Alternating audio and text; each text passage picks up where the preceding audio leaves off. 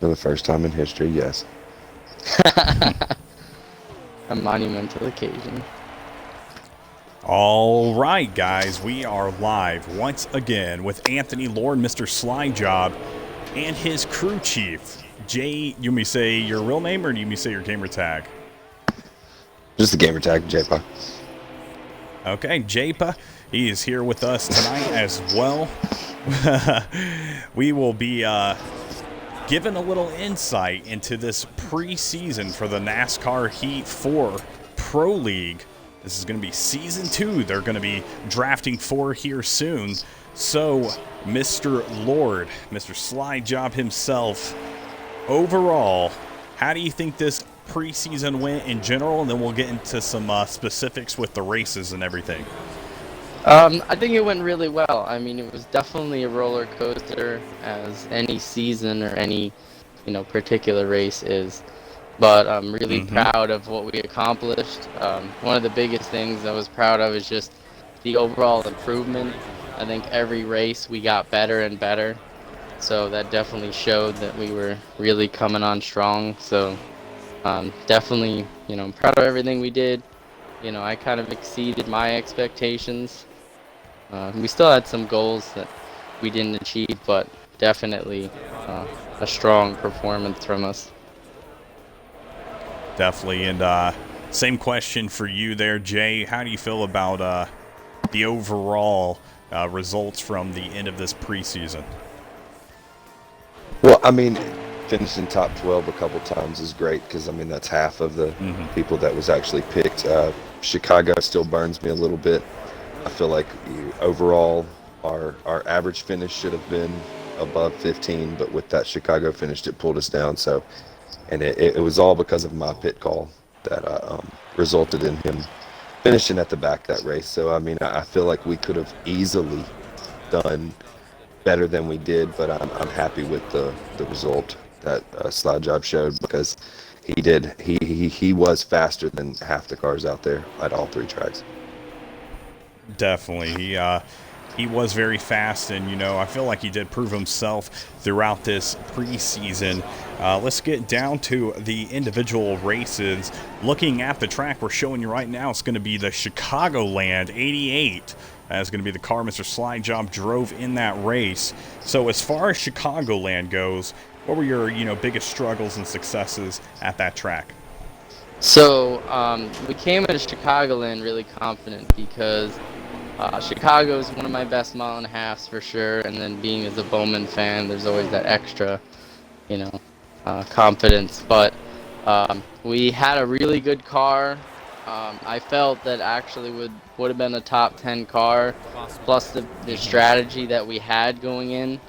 I really think that would have put us exactly where we should have been. Like Jay Paul said, we had divided up the race into 3 segments, and we're gonna make sure that we pitted a little bit earlier than most of the field to get that track position, which ended up getting messed up with the cautions there. So I think the struggle was that we had a lot of things that we couldn't control. We couldn't control cautions coming out because of issues with people getting on pit road. We couldn't control getting trapped a lap down because those same cars that couldn't get on pit road were able to stay out and block people from getting their lap back. And then we also couldn't control that we needed to take that wave around with that last caution to get back on the lead lap, and didn't have great tires to make any passes for the last couple of laps.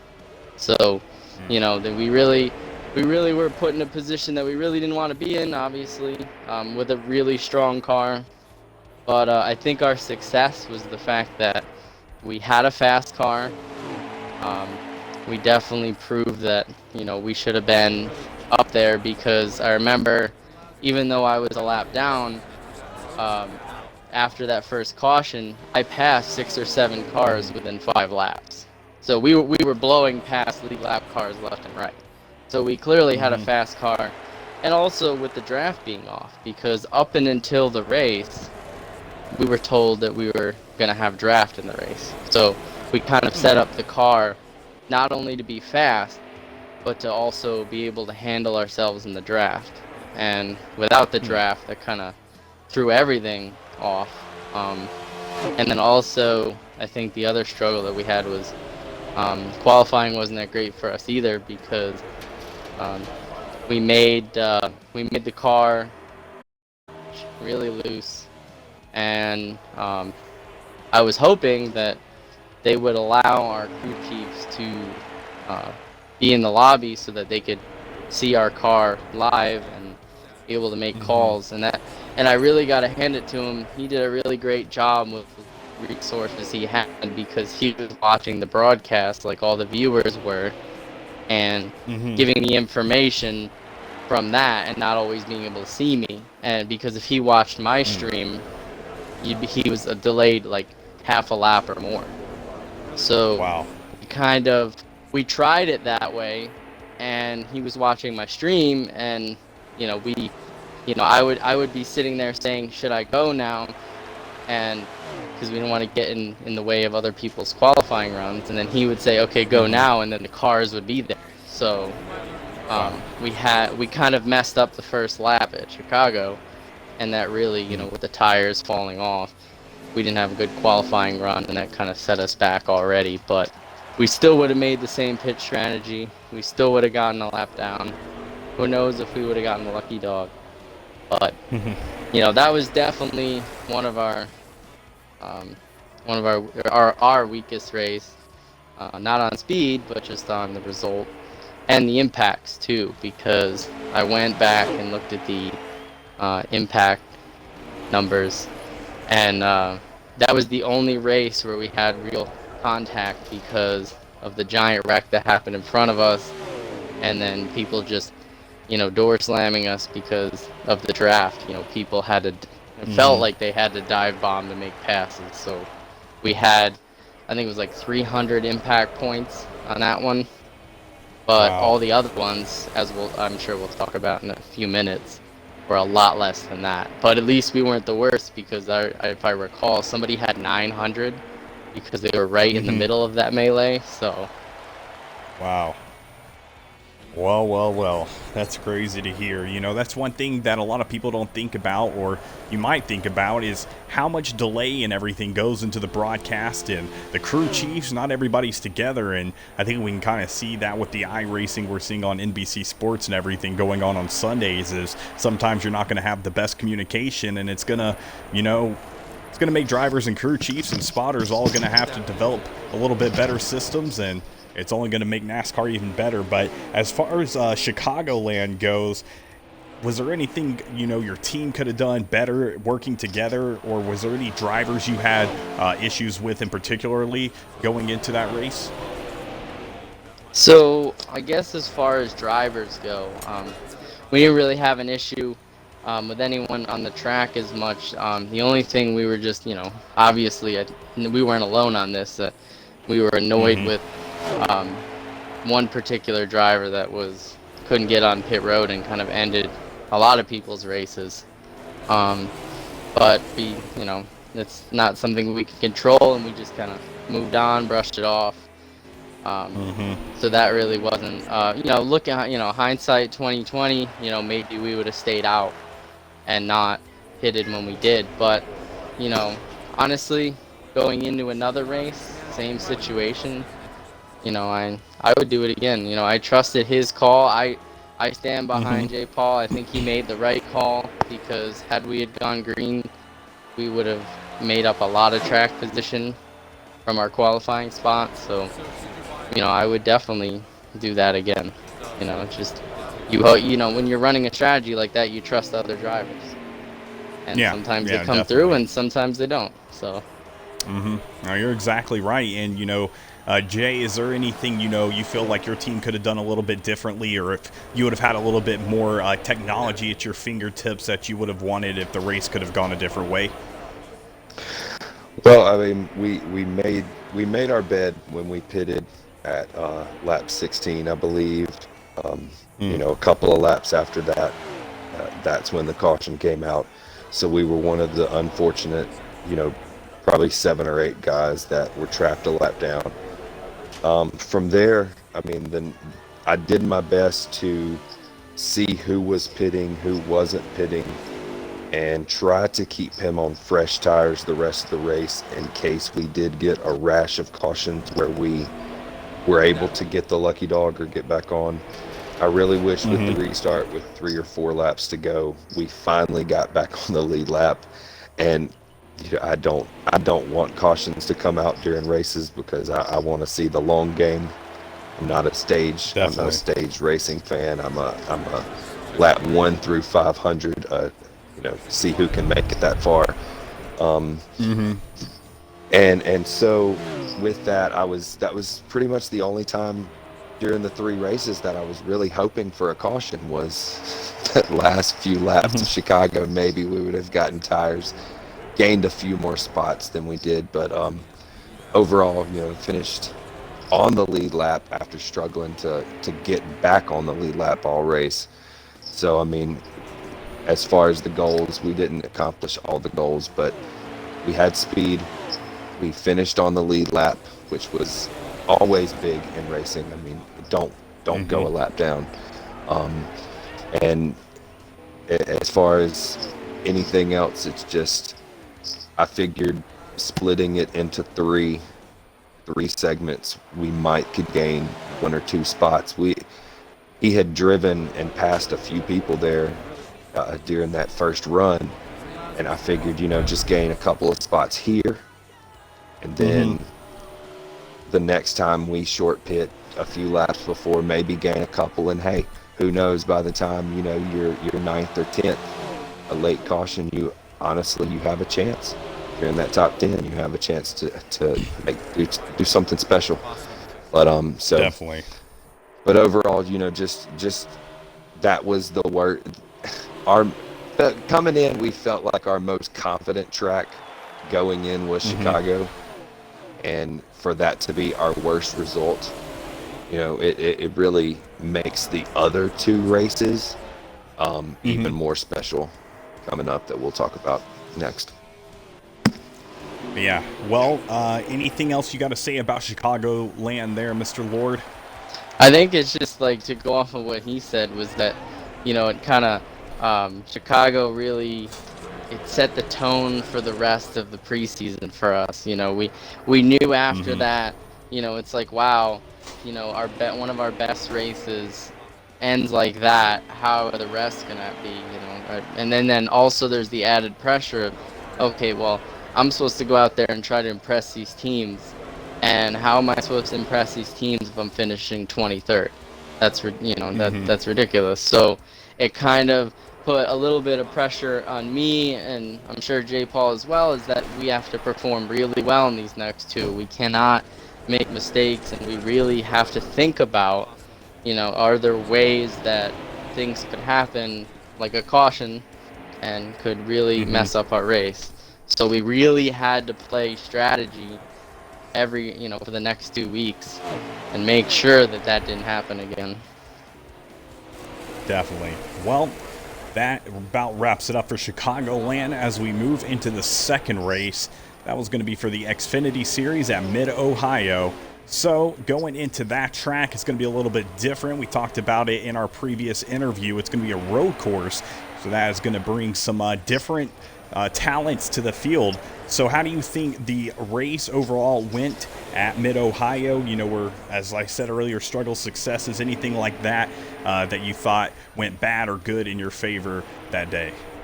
So as far as Mid-Ohio goes, I was really impressed with my team and myself, because that's probably the best road course race I've ever had as far as just clean. It was the first time in a while that I had driven a road course where not one tire touched the dirt. I didn't make significant contact with any driver, whether it was our fault or theirs. I didn't run out of fuel or have too much fuel coming into the pits, because we were in a position where we had to save fuel, because the pit window, if you ran hard, you were going to get about 5.5 laps, maybe 5.25. And so there was a saving component, and you don't want to save too much because then you're suffering for speed. So We ran out of fuel at the commitment line both times we pitted, and at the checkered flag. So it really was a perfect race for us, in my opinion. Obviously, we didn't win, but we finished in a solid position, and it was a, obviously monumental improvement from the week before. Definitely. But it was really cool too, because I felt like Mid-Ohio was really going to separate people as far as their skill levels, because not every driver can do a road course and be successful at it. And road courses are a huge part of NASCAR and every series of NASCAR. So if you're going to be a pro league driver, you have to be able to prove yourself that you can hang at a road course. And we stayed on the lead lap, which a lot of drivers were not able to do. We didn't wreck, which a lot of people around us that we had to avoid did. So it was just overall a clean race, and we showed that we had the speed, we had the fuel saving ability, the just pure road course ability. So I was really happy with that result. And qualifying got a lot better, because we had, going into the second race, we knew exactly what we were up against. We had a strategy. I knew what the plan was, he knew what the plan was, and we worked around the whole delay thing, and we found a track while people were going around that was all clear, and we were able to get a decent qualifying spot. So I was very much so prepared for it, and I knew there was going to be some crazy action around us, so I was ready to play defense. And overall we got the result we really deserved there. Had a fast car. The only thing I wish is that the race was just a little bit shorter, so we didn't have to save, so we could show our absolute true speed, because we only probably got 2 to 3 laps per run where we could actually go full speed. I wasn't even thinking about saving those first couple laps. So but I really would have liked to just go flat out the entire race and show our real speed. I think we did that in qualifying, but not in the race conditions. So that would have been nice. But for the race conditions that we were given, I think we did a really good job and showed that the range of skills that we have. Definitely. And JP, for you, how do you think this race went, especially being delayed a whole, I don't know, probably a whole 5 seconds or so, being able to talk to Anthony, Mr. Lord, on the broadcast. So as far as that goes, at a road course, how much trouble did you have compared to the previous race to Chicagoland? Was it a lot more harder, or was it easier at a road course? Well, with Chicago, you had the whole half the field or 3/4 of the field is in the shot. You can kind of pick out your driver and see what's in front, behind. At a road course, as with the broadcast, they were definitely focused on the lead, so it was kind of hard to pick out anybody further behind. So he was actually being my eyes on the track, telling me, who was kind of around him, and also watching the leaderboard. I could say, all right, this truck is a second ahead, this truck is 2 seconds ahead.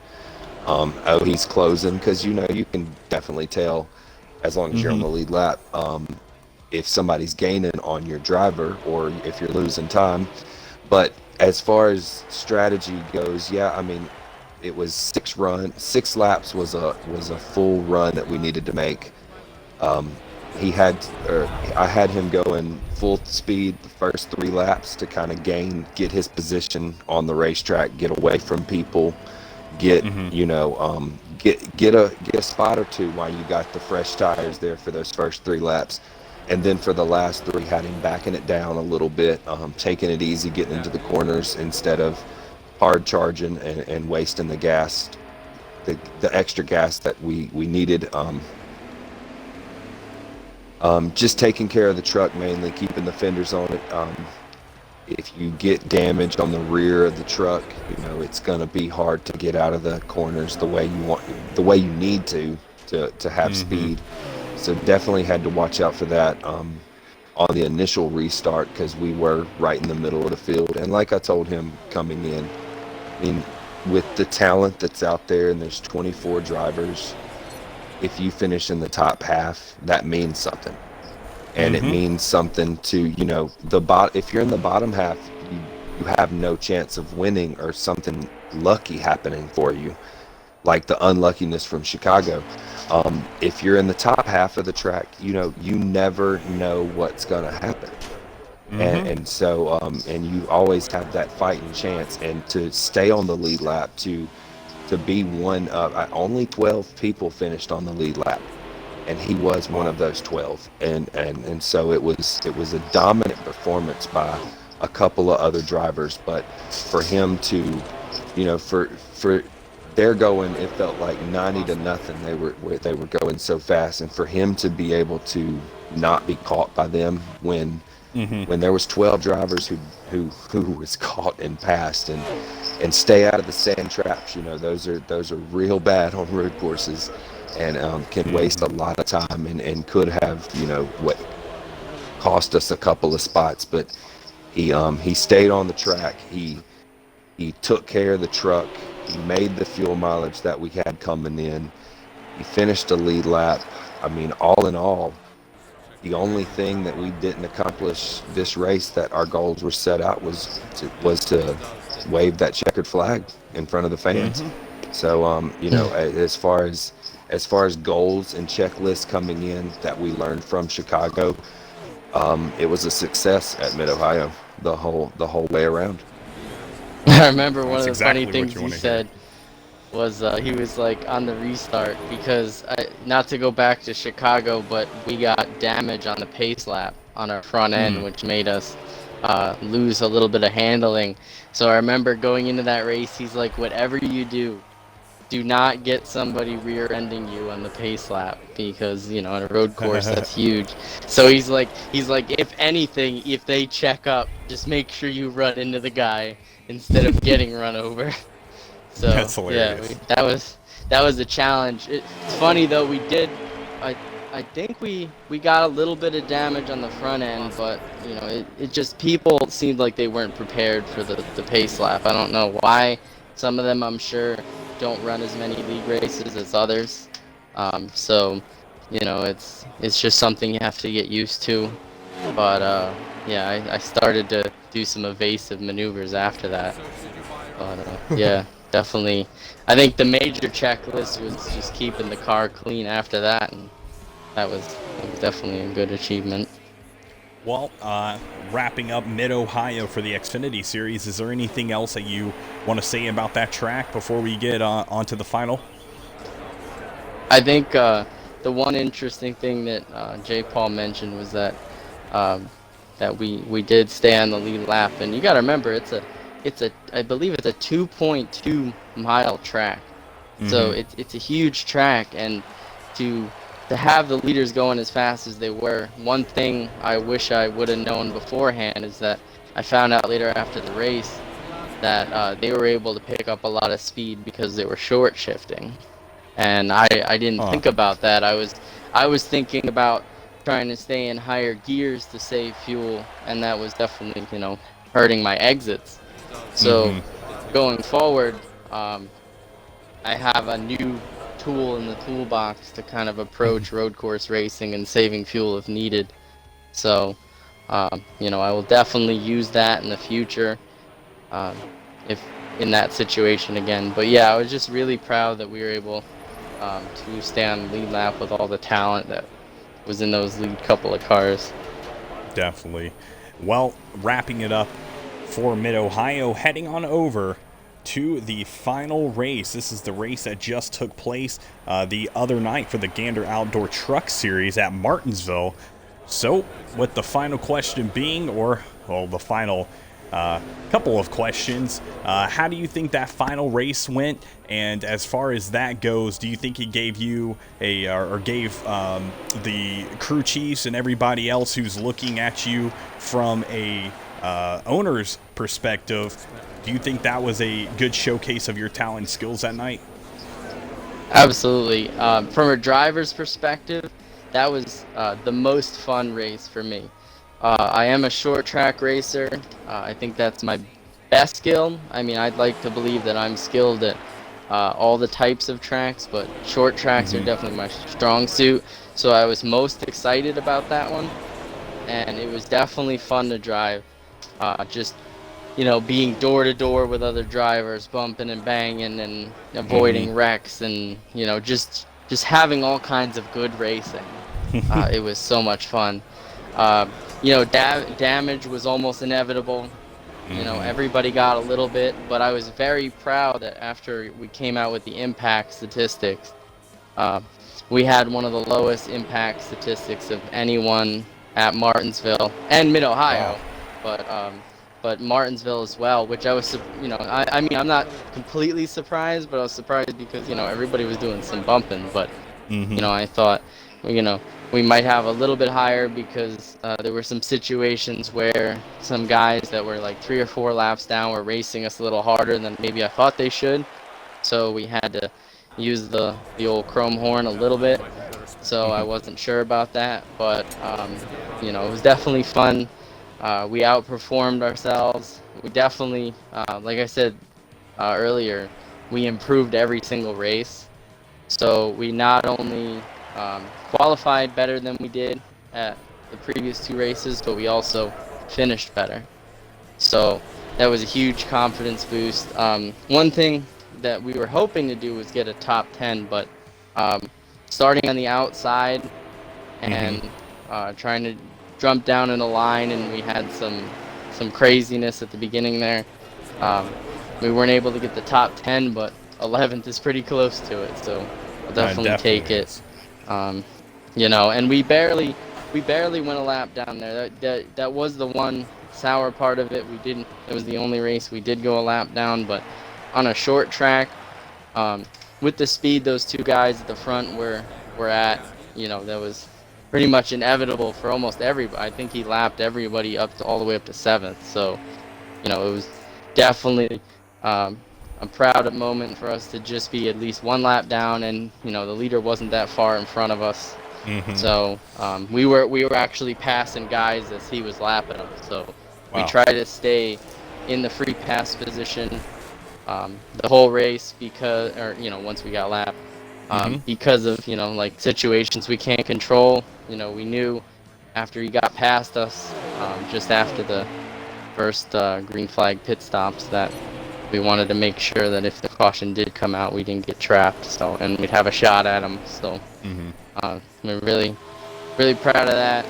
And the fact that we didn't get in, there was a lot of wrecks, and surprisingly, I know race control had some issues with calling cautions. At one point they were trying to call one and weren't able to, so it was definitely a challenge avoiding all that. I remember coming out of turn 4 one time and seeing 3 trucks sideways and against the wall, and I'm like, oh no, like here it comes. But we were able to avoid it and get past lap trucks pretty smoothly, and we had some rubbing to do.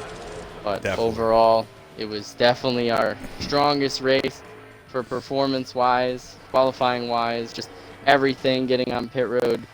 I think one of the struggles was that I was really shocked by this, but as I was entering pit road for the eventual 1 green flag stop that we had to make, I was pulling in and I'm slowing right down, and I get to like 10 feet before the commitment line, and I'm right down to 30 miles an hour, which was pit speed, and all of a sudden I'm getting pushed up to 40 miles an hour, and I was like, what is going on?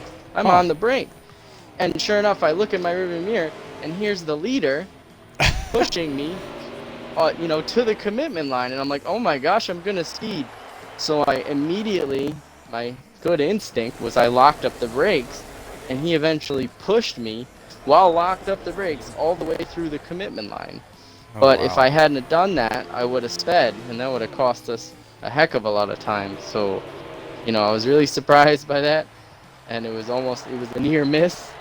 But, other than that and the one big wreck that we avoided, that was the only two scary moments that almost were, but we had Lady Luck on our side. Plus, J. Paul did an amazing job helping me get through some lap traffic and just keep calm because, tempers were definitely flaring. I know some of the PlayStation guys definitely expressed some displeasure during their race. How people were being raced, and the same thing happened with us. People were definitely all over each other. So, but the other cool thing was that it didn't really ruffle any feathers. Nobody approached us after the race and said, "Hey, why would you do that?" Or, what was all that about? We really, just raced our race, stayed out of people's way that were faster than us, and we passed everyone cleanly. So, and that was an achievement pretty much throughout the preseason. I really didn't have anyone complain to me about my driving. I definitely tried to, treat everyone with respect on the racetrack as always. I definitely maintain that through league racing and everything like that. So it's definitely something I strive for. So it was definitely a nice feeling that everyone was kind of happy with the way we were driving as well as us. Definitely. You always want to have people eager to race you and eager to see you after the race and, hang out or just not be avoided by other drivers. So that's a great thing to hear. And it sounds like Martinsville was one of your stronger races out of the three. I was going to ask how you thought the communication with Jay went throughout the race, but you pretty much answered that. It sounded like it went pretty well, and he was making some great calls throughout the race. So Jay, was there any calls or anything you feel like really gave you guys an advantage or disadvantage at this Martinsville race? Well, with the lap total given, and with it being just split it down the middle on making it on fuel, with it being a green flag, so there was there was no actual strategy with that. We just make it to halfway pit and go. But once again, I mean, the strategy was keep the truck clean. With being a short track, I got a lot of eyes on him and saw who was coming up behind him. I would have him racing certain guys. I mean, I would be telling him, get by that guy, get by him and set sail, because there would be maybe an opening in front where you could just get on the racetrack by yourself, because maybe there was 3 or 4 guys battling right behind him, and I didn't want him to be in that battle. So I'm like, get by that guy. Yeah. Later in the race, he come up on some slower traffic, and they were running their race, and all power to them. But as far as him being in his own race, getting stuck behind somebody at Martinsville can cost you some spots. And so I told him, move that guy. I mean, if he touched anybody at Martinsville, it was most likely because I said get by him, or I need you to move that guy. He's a lap down. You're right now on the lead lap, or you're 1 lap down, trying to stay in contact with the leaders, because there was a long time that we were the lucky dog. And then eventually the leaders did start catching some other people. There was quite a few incidents on the track, not major, but a lot of damage, and we weren't one of the trucks that got damaged from an on-race incident. I mean, the truck stayed completely clean the entire race. The only time we had to repair damage was on that coming into pit road where the leader did get into us there, but all was well. It maybe like a half a second more pit stop, and the car was back clean, or the truck was back clean. Ended up making it to the end clean, and once again finishing there. I mean, there's 24 guys out there. If you finish top 12, that's a good shot in my book. So finishing 11th, we kept once again our forward and upward trajectory as far as finishes. So we weren't one of the drivers that maybe had a worse finish than he did, but we consistently got better each race. And so, I mean, the race 3 at Martinsville was another win. We wasn't holding the checkered flag, but a lot of boxes were checked off on our particular goals. Because, I mean, going into all 3 races, we knew that Rose and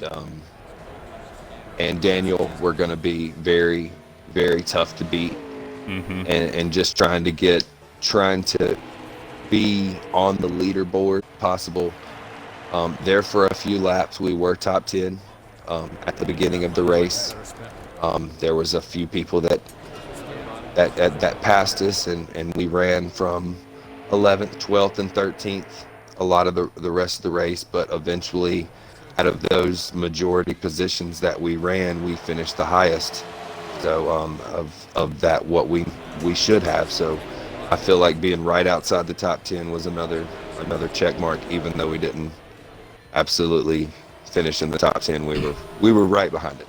So. Definitely, and that's something a team's looking for, is not only a team that's they're showing you progression, but they know that progression is part of the overall team. You're not just going to step out there and get first place, and that's the thing. You're going to work your way up there, and Mr. Lord definitely showed that throughout his 3 races of the preseason. So ending everything here for the truck series at Martinsville, is there anything else you want to give us a little take on at that race, Mr. Lord? I think the one thing that really set us apart from the other teams, I would say, is that how hard we fought. Not just at Martinsville, but everywhere. We just kept fighting throughout the entire preseason. We didn't give up. We didn't just say, oh, this is the best we can do. We were always, J. Paul definitely pushing me, and I pushed myself to just get better and do better, because I'd like to point out, me and J. Paul have always been preset guys. Since NASCAR Heat came out, that's what we've done. And I think, that actually plays to our advantage, because I think one thing that you learn from presets is that you learn how to drive the track. You learn how to get the most speed and find the best line at a track. And then the custom setup part is just trying to make your car set up for that line.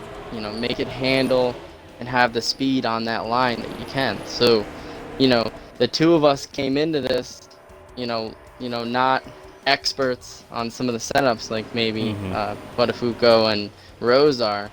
So, we really learned it together. We really put a lot of time and effort into it. I remember for the Chicago race, we finally got a setup that I liked, and J. Paul says, all right, I want you to run 500 laps now. And I was like, are you serious?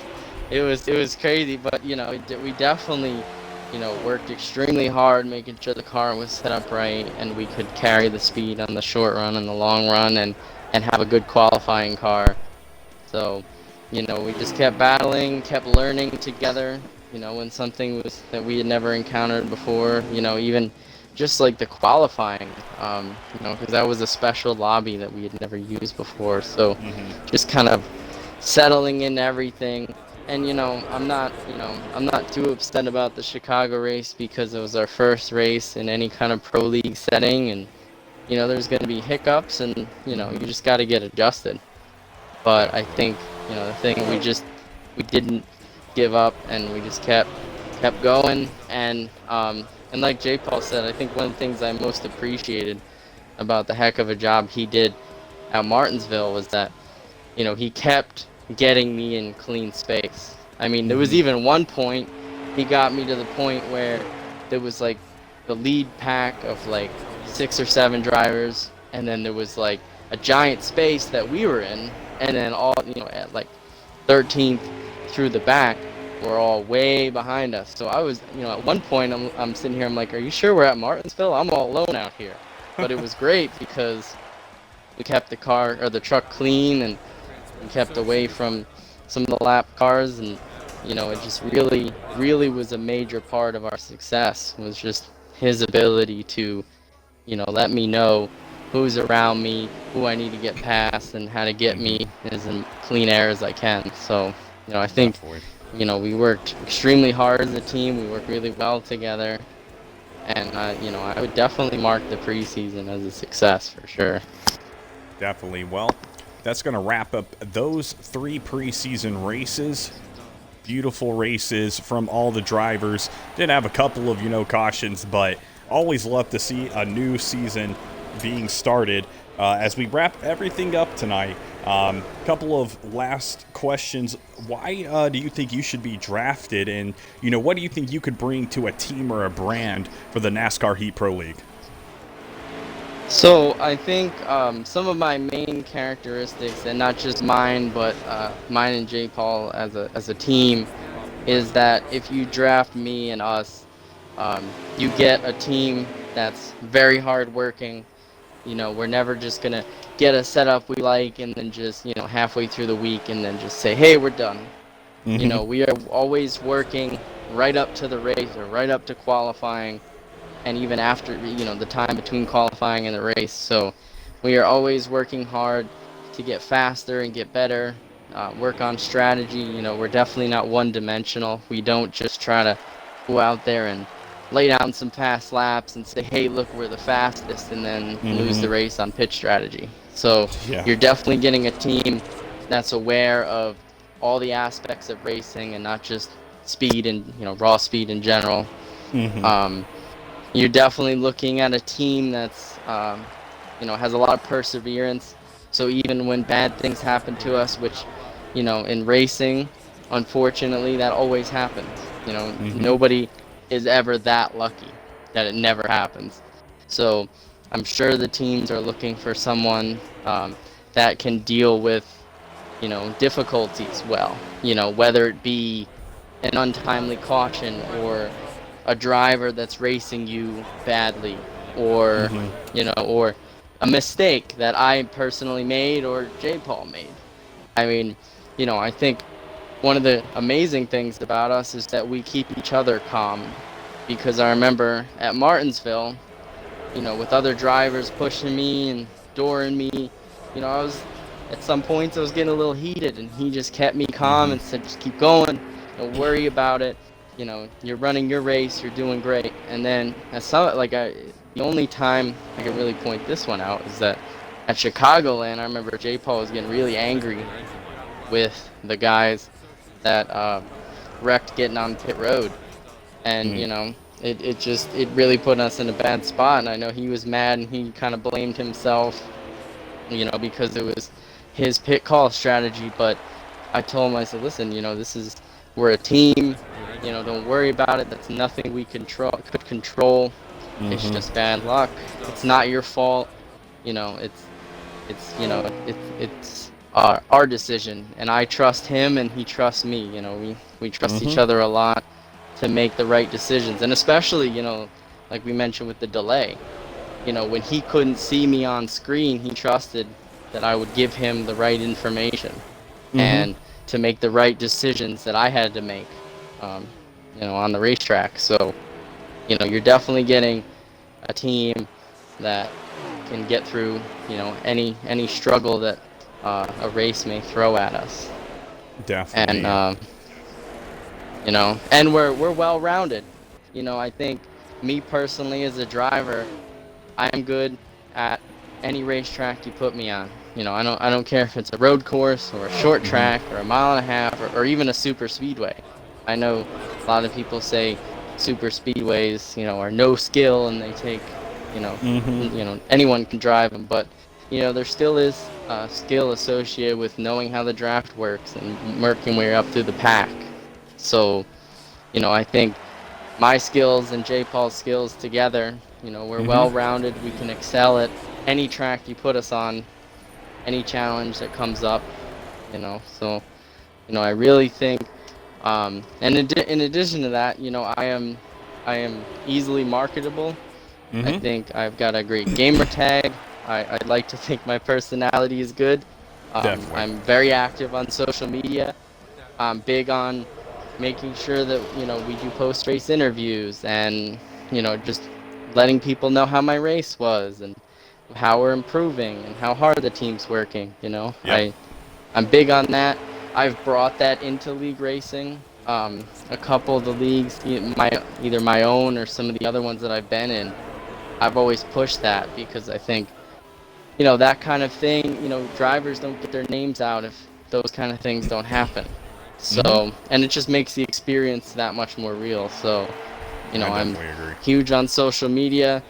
I would, love to, personally display a brand and the team, whether it's, wearing the merchandise or just forwarding that stuff on social media. So you're not just getting a hard racing team, you're also getting a team that would definitely be open to pushing your brand or your team and representing you well no matter where we go. So Definitely. Well, the same question for you there, Jay, as far as getting drafted by a team and what do you think you guys have to offer? What do you think, you guys have to offer as far as a duo, crew chief and driver with Mr. Slide Job? Well, as far as slide job, like you said, being fairly good at all types of racetracks. I mean, I've seen him finish top 5 at every type of track out there, whether it is Talladega and Daytona down to Sonoma and Watkins Glen and all the short and cookie cutters in between and Indianapolis and stuff like that. I've seen him run decent at every type of track in the multiple leagues that I know him from. Being able to strategize and have the perfect strategy, it would be a good side for me. I'm always about the numbers. I'm always about the can we push it another extra lap and make this fuel call instead of this one. Getting him to go out there at Chicago and Martinsville and run till the tires get halfway and then come in and take 2 right side tires. Go ahead and tell me how the truck feels. If we comes down to, 3 laps left and we have to take 2 tires to try to pull a win out of a hat, and tell me how the vehicle feels to be able to make that call if it comes down to it later in the race. I mean, having all areas out there, I know at the 2 ovals of the 3 that, with the truck and the Cup car, I had him, all right, go out there and run me 10 laps on the very inside of the racetrack. I want you to pretend like there's a car or truck on your outside, and you cannot drift up. You cannot get loose out of the corner. You have to take care of the competitor on your outside, and a way to make sure that the vehicle was good enough to do that. And then on the reverse side, go out there and run 10 laps on the outside. You have a competitor on your inside. You've got to take care of them. Tell me how the vehicle feels running 10 solid laps on the outside of the racetrack without getting loose, without cutting somebody's nose off. Tell me different ways. So I mean, I have a notebook ready for every type of track and every type of strategy that would ever come into contact with NASCAR. So definitely always a chance. I mean, we would definitely be one of those riverboat gamblers out there that I try to put my driver in position to get a win or the best finish and go forward and be positive about the situation. Definitely. Well, Mr. Slide Job, Anthony Lord, and his crew chief, Jay Paul, giving us a little insight into their preseason race, or preseason races that they had over the past few weeks. And we will see in the next coming weeks what team Mr. Slide Job does or does not end up on. Greatly appreciate both of you guys being here and giving us some great insight into y'all's races. Hope y'all have the best of luck with the regular season. And once again, thanks for being here. Thanks, Atlanta. Just want to let everybody, everybody stay safe out there. Definitely. During the current situation. So. Absolutely. Yeah, I think the draft is going to be interesting too because of all the circumstance. We'll see what format that is and what date it is. But Definitely. anyway, while we're waiting for the official news, we're gonna just keep league racing. That's kind of how me and J. Paul met. Is he has a league, I have a league, and we had some common friends. And you know, I met him, and he was always the guy that had the best strategy in the race. And you know, I always had a lot of speed, but he would always beat me on strategy all the time. So I was like, man, this guy has definitely got, you know, all of the skills that I'm not as sharp in. So that's why we make a great team. So, you know, and if anyone out there, I know there was a lot of people that said, you know, a big component of who gets drafted is what leagues they run in. And I'll tell you, you know, we talked about being preset guys. You know, me and J. Paul running the best and most competitive preset leagues out there. Yep. You know, I know they're a little bit underplayed, you know, compared to some of the best customs league out there. I know they have a, you know, they've been around a little bit longer and have a lot more of a following, but, you know, NAOR, SRL, Winston Cup, they, you know, they are definitely some of the most competitive racing you'll see on NASCAR Heat. You know, definitely check out some of the streams if you are don't know where they are or are confused, you know, about them or haven't heard of them, because we definitely put on a show every week. So, you know, we're definitely coming from a background of competitive league racing, and we're going to continue to do that until we hear what's going on with the draft. So we'll see you out there on the racetrack. Well, that sounds like a plan. Mr. Slide Job, Anthony Lord, appreciate you being here. And J. Paw, appreciate you being here. And I say War Eagle tonight. Appreciate everyone tuning in during this race. And we will see y'all as the regular season begins in just a few weeks. Thank y'all for tuning in and have a good night.